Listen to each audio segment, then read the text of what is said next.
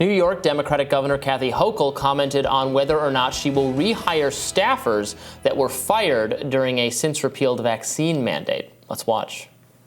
Our healthcare systems seem in desperate need of staff right now. We've had ambulances waiting 5 hours at our local emergency rooms to unload patients.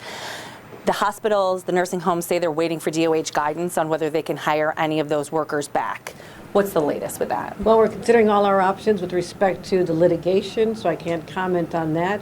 But I'll say that last year in my State of the State, we put forth a plan to help retention, also recruitment. And a lot of those programs are just unfolding now. $20 billion to bring back the healthcare system, including bonuses for existing workers, helping settle nursing strikes, which I get very involved in to make sure that patients are being cared for. It's a problem, but I don't think the answer is to have someone who comes in who's sick be exposed to someone who can give them the coronavirus, give them COVID-19. I don't know that that's the right answer. In fact, I'm pretty sure it's not.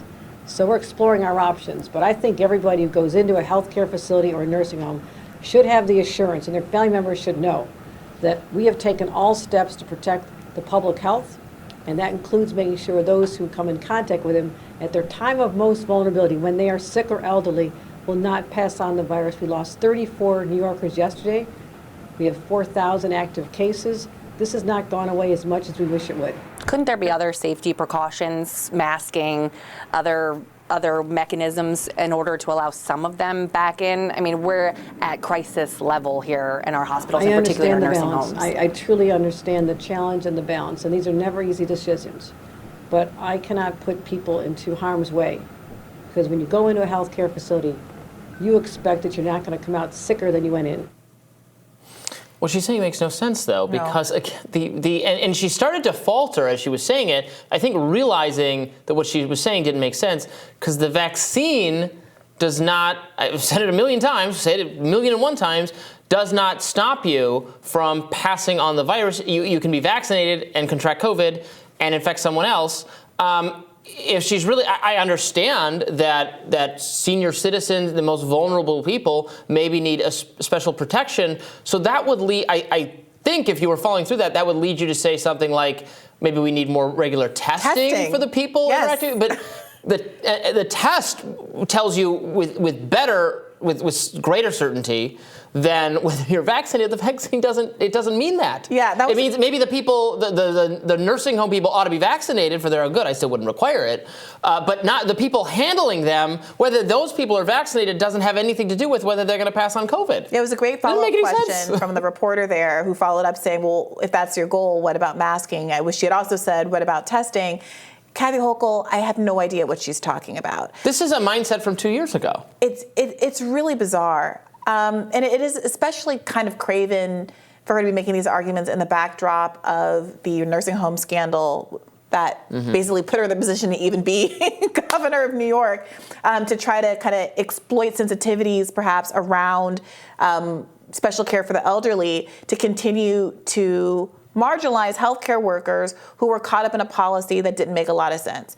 Do I think they should consider getting vaccinated for their own well-being so that if they do contract COVID because they're in a healthcare setting, they're not more likely to be hospitalized and all of these things? Sure, but people can assess their own risk. Maybe they recently had COVID. Maybe, they have, they're young and not a particularly high-risk group for being hospitalized in the first instance. And the idea that in the middle of a healthcare crisis, in the middle of COVID, when 15 million people lost their health insurance because they lost their jobs, you would be thinking about these healthcare providers who lost their jobs because they didn't conform to this policy and treat them like, rats carrying the plague, as opposed to following the policy advice that we now understand. It's very difficult. It's incompetent. It's incompetent governance by the head of this, by the chief executive of this state that, to your point, had a huge problem with how people in nursing homes were treated, leading to catastrophic death that the former governor had a hand in causing and then tried to cover up his role. So in order to toot his own horn about the great job he did, it was disgusting.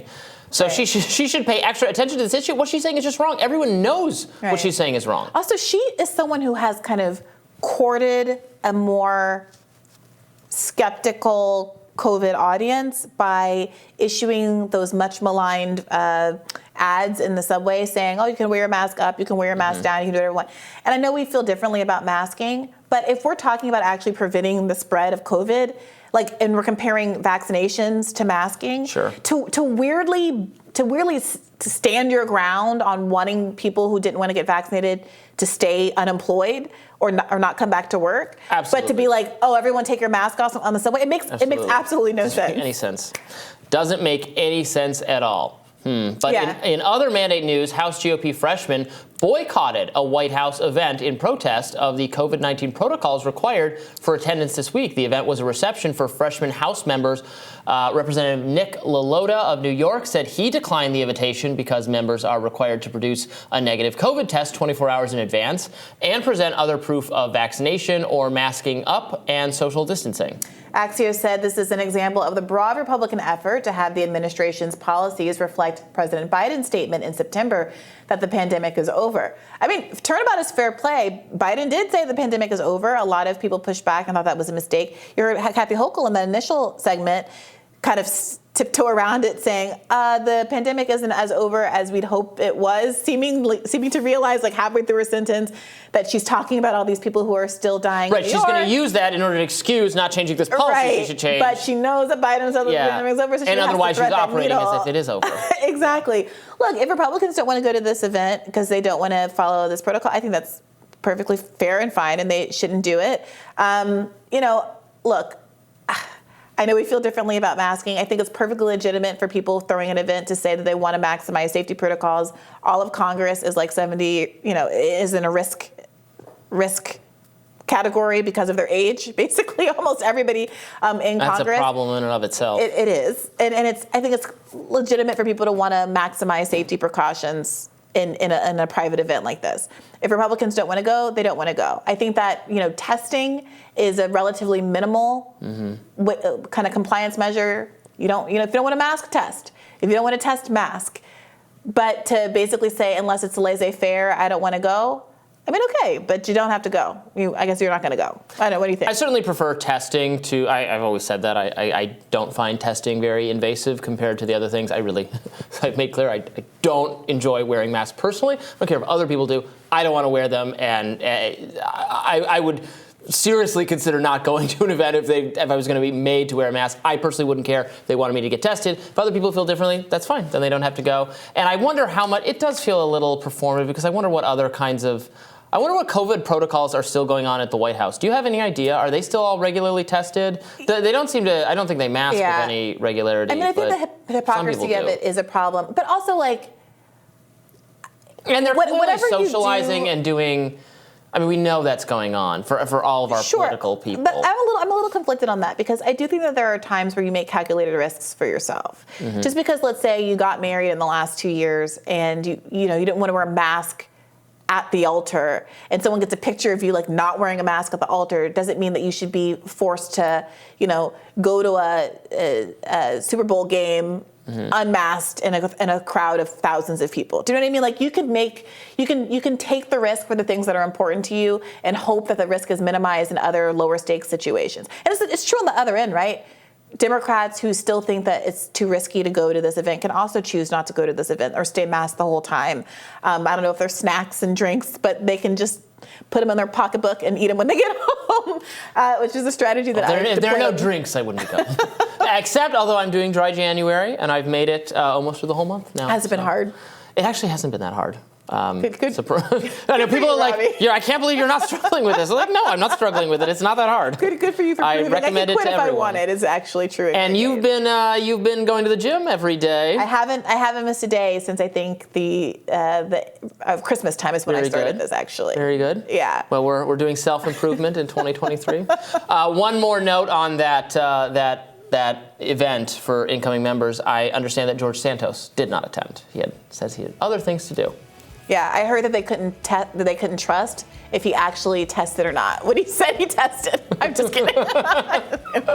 There's been a lot of great George Santos news all over. The mainstream is obsessed with this story, so you can go there if you want to hear more about it.